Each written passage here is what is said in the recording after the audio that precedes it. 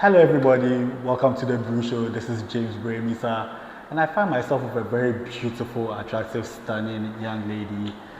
I know her name, but I'm going to pretend like I don't.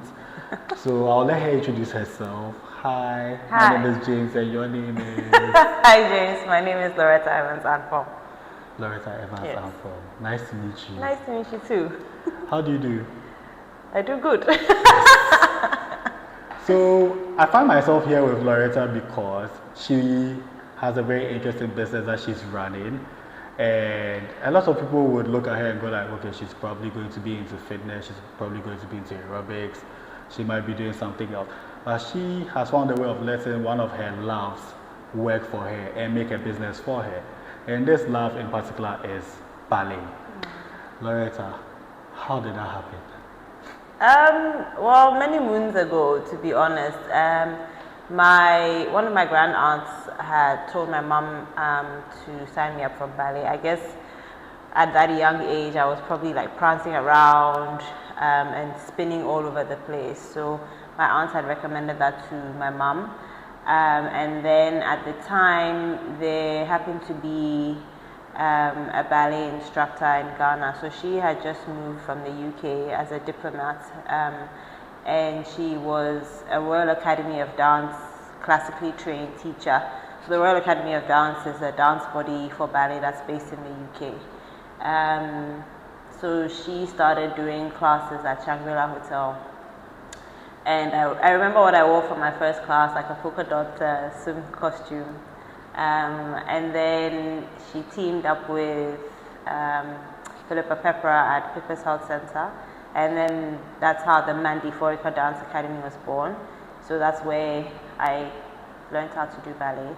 I started at the age of 3, and I worked my way through the different grades of the Royal Academy of Dance syllabus up until grade 7.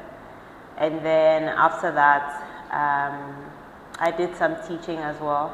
I started teaching at the Mandy Foraker Dance Academy I started teaching while I was in university at Ashesi, and then I did my national service there.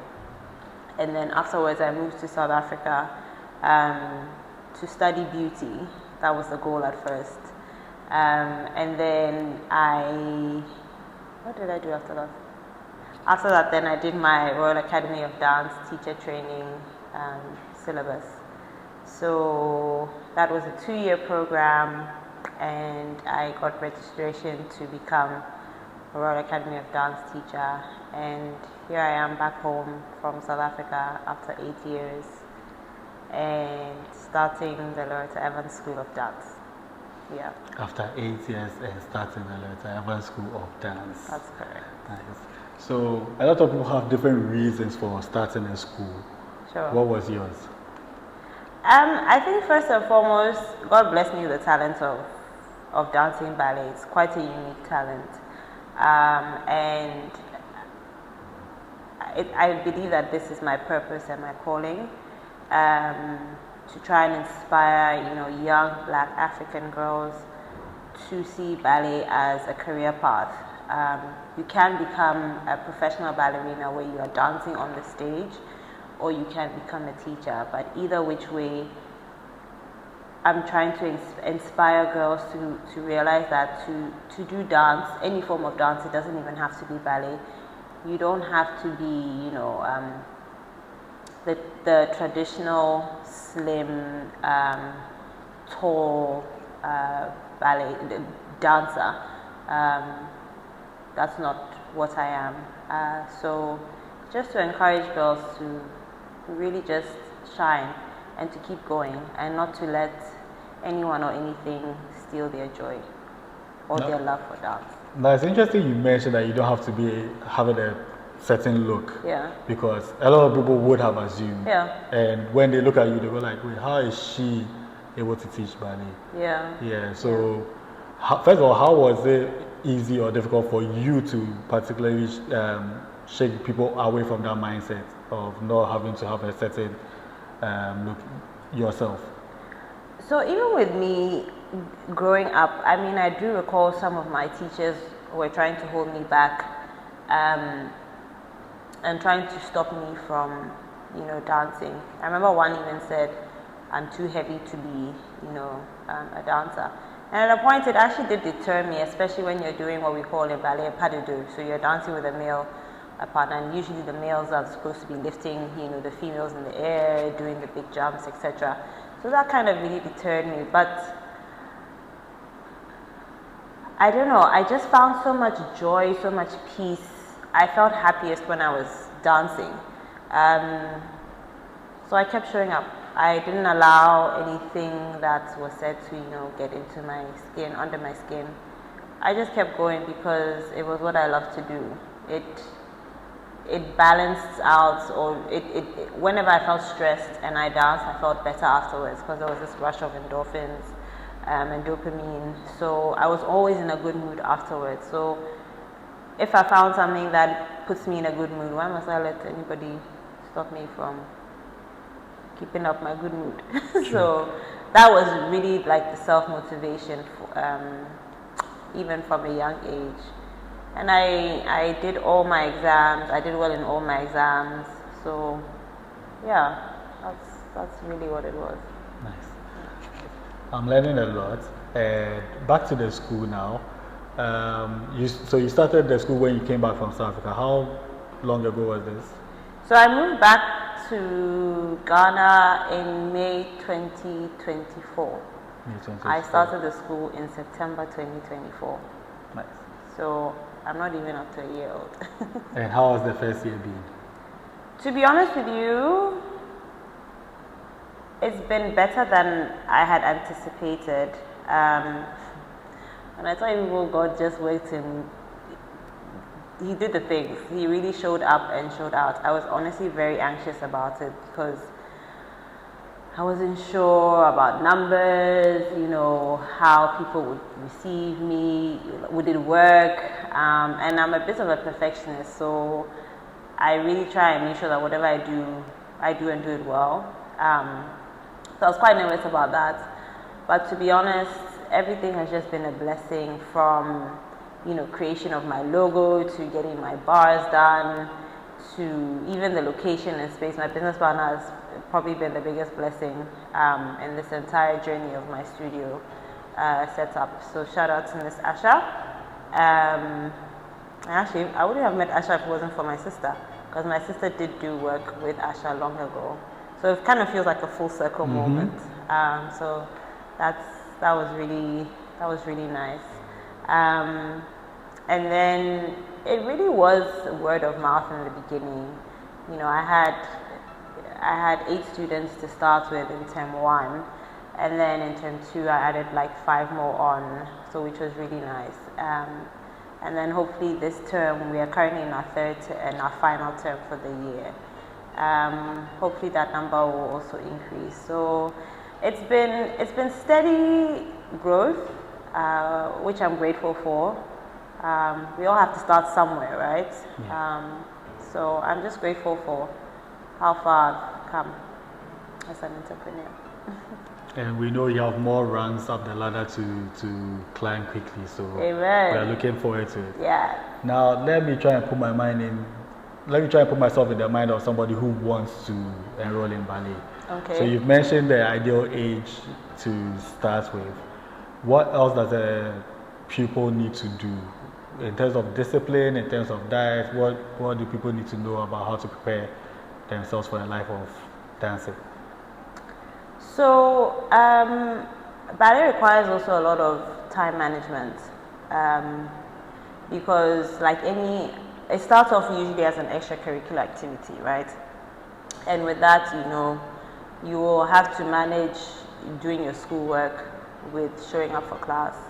You'll have to manage, again, doing your schoolwork and practicing. Practicing is a very big part of being a dancer. It's not enough to just come to class, because your class times might be anywhere between 30 minutes to an hour, depending on the age that your child is, right? Mm-hmm. So you have that time frame, and there's not so much you can do within that period. And also, sometimes people might only come for class once a week. at most you might be doing twice a week or 3 times a week as you get older. But you need to be able to go home and practice. There's also an element of application, in the sense that when your teacher gives you corrections, you kind of have to be able to listen, understand, and then apply what is being taught. Another thing I feel is important is asking questions. A lot of students almost feel scared to ask questions, but I feel if you don't ask the questions, you're not going to know. You're not going to be able to understand what your teacher is trying to teach you and stuff. And then once you've asked the questions, obviously you gain clarity. And then it makes you a bit more confident because now you've understood how to do the move and how to apply yourself. So really asking questions is important. Like, no question is a stupid question. And I'm sure growing up we all had teachers saying it, that no, if you want, ask me the questions, just ask. I won't bite your head off or whatever it is. But somehow we never still ask the questions. We still don't ask the questions. Exactly. Yeah. So I think asking questions is important. You talked about diet. As a dancer, diet and fitness are very important. And for a dancer, it's more of strength training. Okay. Because you need to build strength in your muscles to be able to do certain moves. You have to look at your flexibility as well and your mobility, because that's what helps you to sustain what we call turnouts in ballet. Diet-wise, you definitely need more protein in your diet because protein is what builds muscle. So more protein, more healthy fats like your avocados, more complex carbs, so like your sweet potato, your brown rice, you can do a couscous here and there. But yeah, I think that's what would really help you to become a great dancer. Nice. Yeah. I'm definitely learning a lot. And guys, if you are having any questions that I may not have asked for her, please let me know in the comment section as well. Once again, this is James Brew, of the Brew Show, and I'm here with Lauretta Evans-Anfom of Lauretta Evans School of Dance. That's me. Yes. Now, you've spoken about the discipline, you've spoken about the diet, you've spoken about the training, you've spoken about the motivation to get you into dancing and into ballet in particular. Now, in terms of your students' makeup, one can easily assume that a lot of them will be females. You assumed right. I assume that. You assumed right. Okay.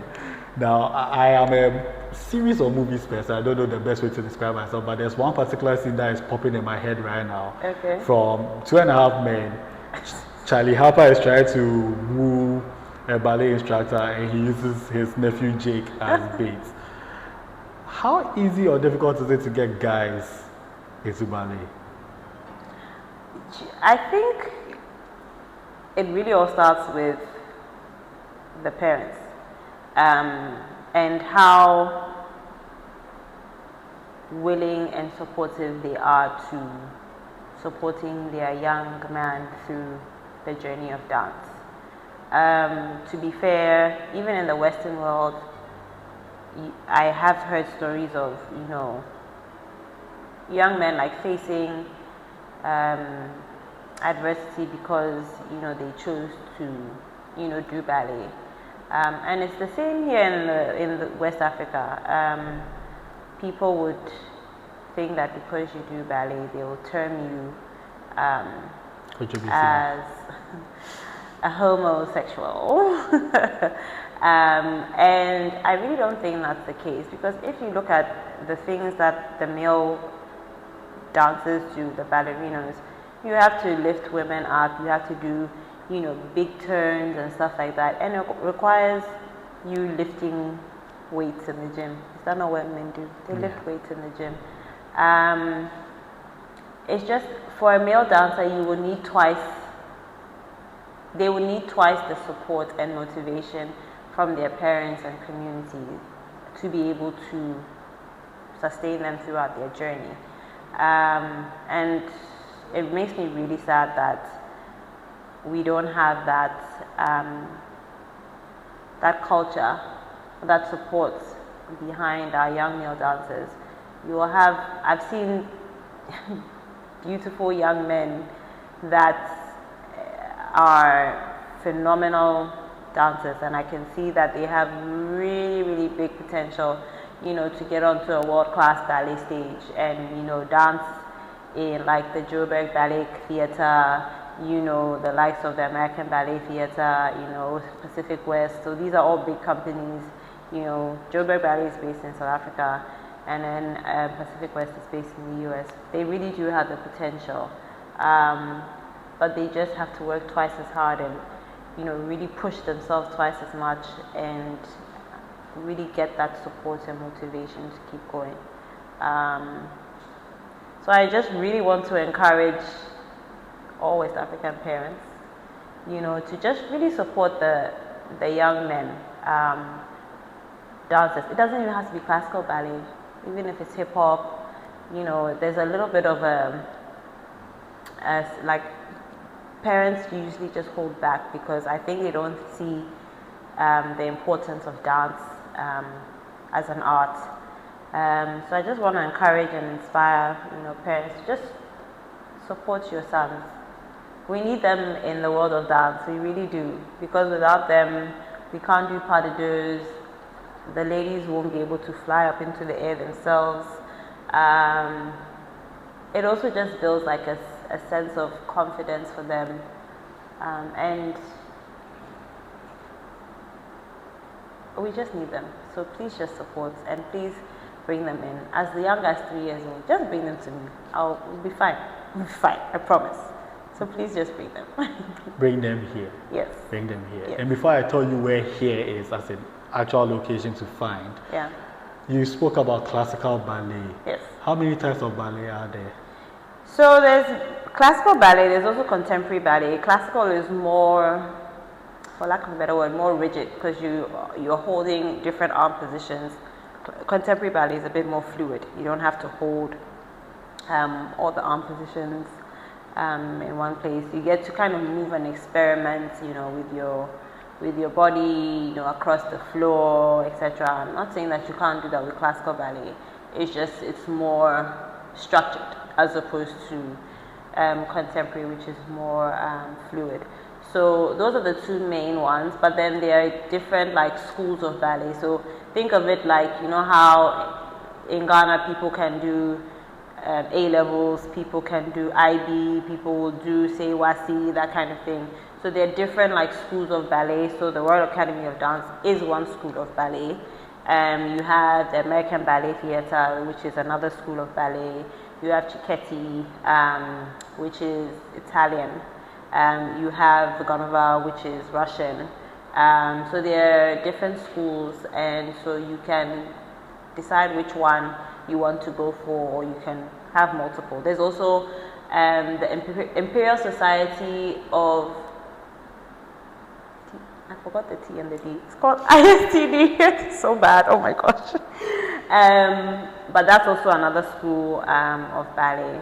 So you kind of pick which one you want to go with, and then you can get qualifications to be able to teach, and then you start your teaching. Whilst you are describing, you just struck a pose. Oh yes, and I was trying to show that that is the structure, the structure. So of classical ballet, whereas with contemporary it's like more fluid and that kind of thing. Yeah.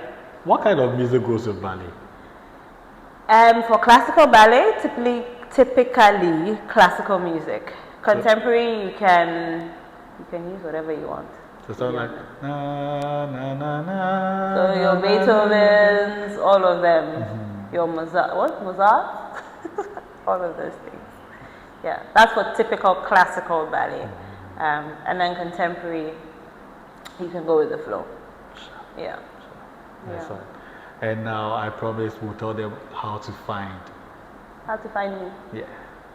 So we are located in the Cheeky Monkey premises in East Legon. So you can send us WhatsApp or call us on 053-879-1071. You can follow us on Instagram, the_LESD. The same handle, the_LESD, is on TikTok. We are not on Snapchat yet. Watch out for that.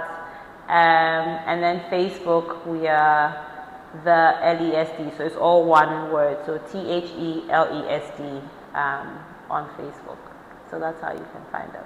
I'm going to look for all the ones I may not have actually followed you on and make sure I follow before Please do. Go click that follow button. So, yeah. Lauretta, it's been a pleasure having this interview with you. Thank you for having me. I will try and find time to actually try and practice. I'll find a way of coming incognito. Maybe find a mask, maybe. Why do you need a mask? For what? Because I have some friends who, once they identify me, I know I'm trying to change the stigma, but at the same time, I know my people. So, James's people, please don't come for him. Okay, you can come for. We do an adult ballet class on Thursdays from 6 to 7, and even that, again, it's more female based. So it'd be nice to see a lot of males. It's not a full hour of ballet, so I know that us 30+ gang. At some point, we are talking about aches and pains in our bodies. So the class, really, the first 30 minutes starts off with like flexibility, hip mobility, stretches and stuff like that that you can incorporate in your daily life. That will help you, have less aches and pains in your body. So calling all 30+ gang, male and female, to our Thursday class. And then the other 30 minutes, we actually do ballet, and we start from scratch. I take it like you're a 3-year-old, you don't know, nobody knows anything. We are all learning ballet together, from posture to the positions, and it's just a nice hobby or a nice way to get movement into your day, because everybody needs at least 30 minutes of movement in their day, so that will keep the doctor away. I rhymed. Yes, you Sorry. So yeah, definitely join us. If you do have younger kids under the age of 3, we have 2 classes to cater to that. So we have a baby dance club. So that usually runs on Thursday mornings from 11 to 11:30, and it is for the age group from 4 months up until 18 months. So you come with your baby, we learn a cute little routine, so it's either mom or nanny, whichever works. So that one's still male and female. And then on Saturdays, we have our Mommy and Me class. It's called Mommy and Me, but daddies, you can also come too, just so you know. So that class is on Saturday mornings from 9 a.m. to 9:30 for the age group 18 months up until 3 years. And then when you hit 3, guess what? You can start ballet. So, for some reason, I have a feeling right after this video is out, you get a whole lot more male attention, because you just indirectly painted a picture that is a lot of females, 30 gang, so people have. And to be honest with you, like even in the world of ballet, when we have like open days and stuff, so open days, and for our studio, for instance, is where parents come in, to watch. You typically get most of the mummies.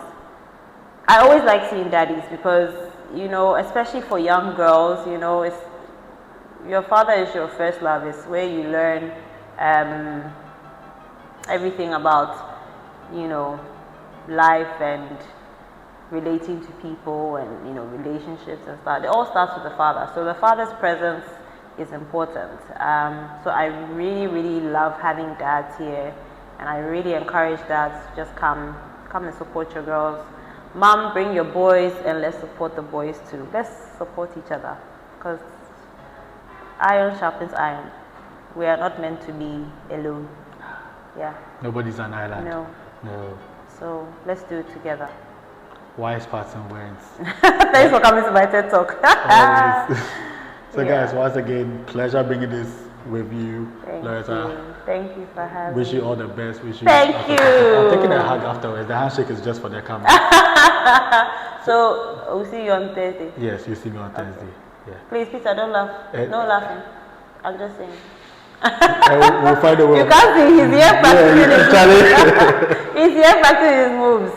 He's here practicing his moves. So we'll see you all soon. And in supporting the boys. Remember to support this one too. Follow the Brew Show on all social media platforms: Facebook, X, LinkedIn, YouTube, Instagram, Threads. Follow James Brew as well on the same platforms as well as TikTok. And we'll catch you same time next time. Bye. Bye.